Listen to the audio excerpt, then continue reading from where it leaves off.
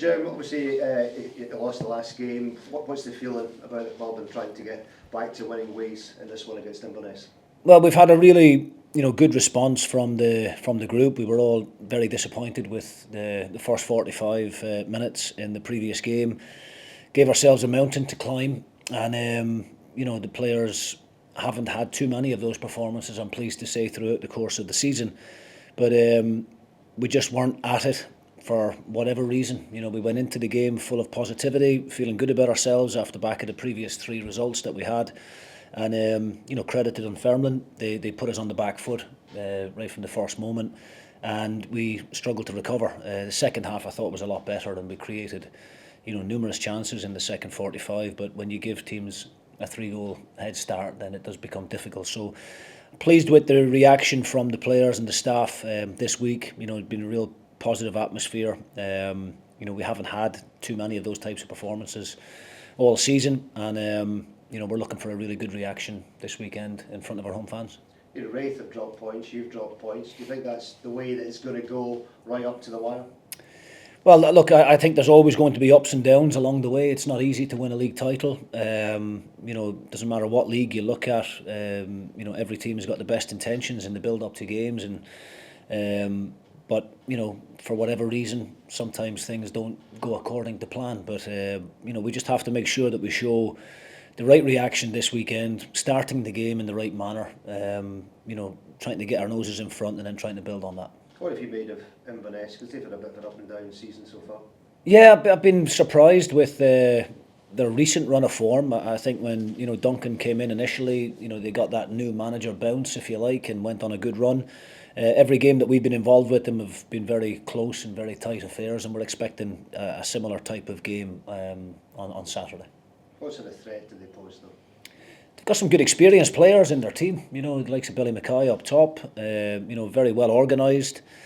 I think every team that you play against now at this stage of the season is fighting for something, and Inverness will be disappointed with their position in the league table. They'll be wanting to try and accumulate as many points between now and the end of the season to pull themselves away from that relegation dogfight.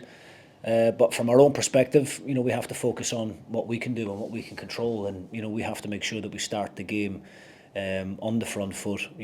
Applying pressure to Inverness early doors, trying to set the tone in the game, and with that, hopefully bring our own supporters along with us and create a good, positive atmosphere within the stadium.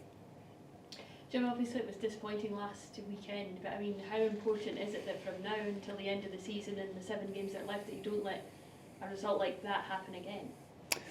Well, look, we go into every game trying to win and with the best intentions, and sometimes you've got to credit the opposition. Sometimes for whatever reason, we don't perform to the level that we're capable of. It's certainly never a case of underestimating the opposition. We always prepare properly, and we always respect whatever opponent we're going to face. We always do our homework on the opposition.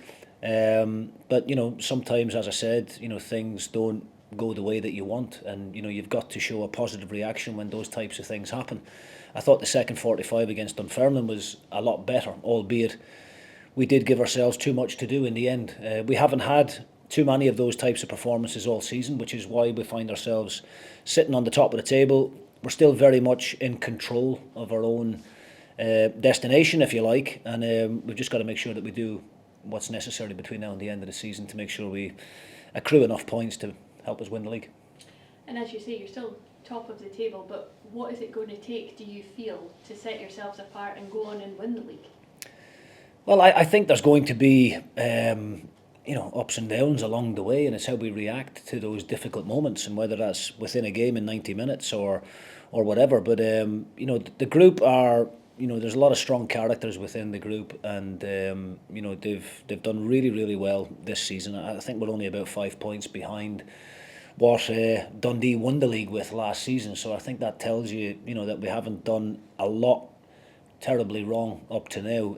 But you've got to credit Wraith Rovers. They've had a good season as well, and they've made a real title race of the league, and that's exciting for the fans. But from our own perspective, we're just staying nice and calm. We believe in what we're doing. I know how hard everybody here is working, and we've just got to make sure that we take it one game at a time. Simple as that. We're not getting too far ahead of ourselves. We'll just take each fixture as it comes and hopefully give a good positive account of ourselves in the next 7 games. And obviously, as you come to this point in the season, you have one eye on next season as well. How difficult is it for you though? Because you don't know if you're going to be in the Championship, the Premiership, and you have players out of contract as well. I mean, how do you sort of look at that? And is the contracts things you can look at the moment, or does that have to be put to the side? No, we're not looking at next season at all. We can't get too far ahead of ourselves. There's far too much to play for at this moment in time. Everybody within our group is understanding of the situation. We have to achieve our main objective first, and then we can discuss what's happening thereafter. And obviously this weekend's Inverness, but next weekend Raith Rovers. So how pivotal could these 2 games be in determining the outcome this season? Yes, I mean, they could be. It will all depend on what happens on the 3rd of May.